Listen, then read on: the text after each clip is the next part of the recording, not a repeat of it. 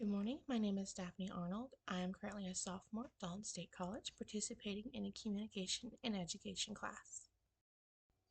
Today's video will reflect on three key aspects of this class: field experience, as well as strengths and weaknesses within my own well of knowledge.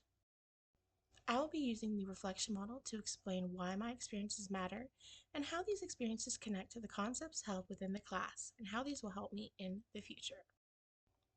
First, I will be speaking about field experience. This semester, we were expected to participate in a set amount of field experience hours. For me, this looked like shadowing two classes at my local elementary school, as well as volunteering at the local Junior Achievement Center, assisting 7th and 8th graders about learning about the impact of their financial decisions. For this reflection, I'll be focusing on my shadowing experience, a 4th grade science class specifically. While shadowing this 4th grade class, I observed something that made me take mental note. The teacher had difficulty teaching and keeping the class focused on the lesson, which is about the formation and the activity of volcanoes. Because of one or two students in each class, they had higher attention needs. Therefore, they were becoming a distraction for themselves and others. After class, I asked the teacher what procedures were in place for instances like this, if there were alternate lesson plans, or if there were different approaches for students who may have different needs. She informed me that she did not have access to modified materials for students who have these higher needs, or IEPs, or other such factors, since the school's assistance was already spread so thin. This experience highlighted the importance of having access to different lines of support within the school system, not just for students, but for teachers as well. It made me more aware of how important resources such as planning and flexibility are when working with diverse learners. The second key point I want to speak about is my strengths within my own well of knowledge. One of the strengths that I brought with me into this course was my comfort with written communication, especially through emails, newsletters, and written messages. I've always found it easier to organize my thoughts this way and make sure that the information I'm sharing is clear and easy to follow. Throughout this semester, I noticed how valuable this skill can be in an educational setting.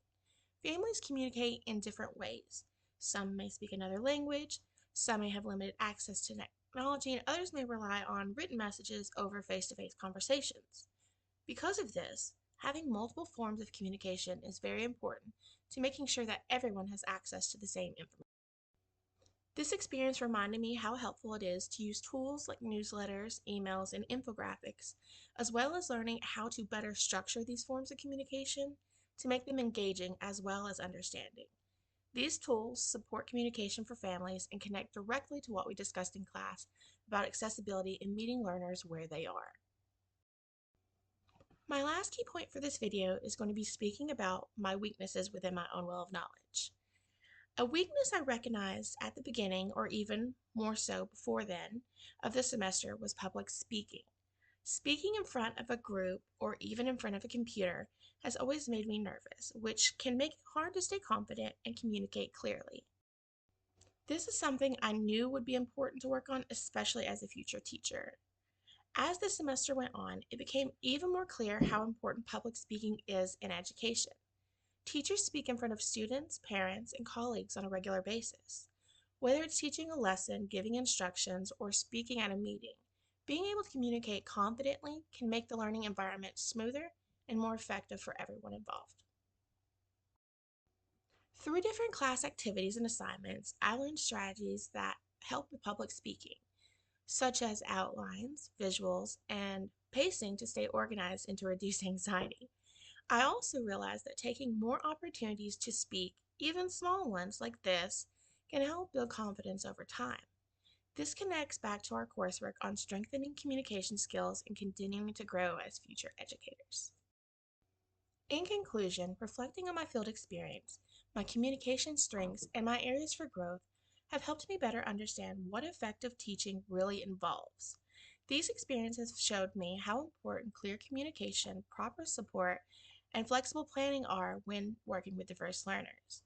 They also helped me see how the concepts we learned in class connect to real situations and will continue to guide me as I grow as an educator.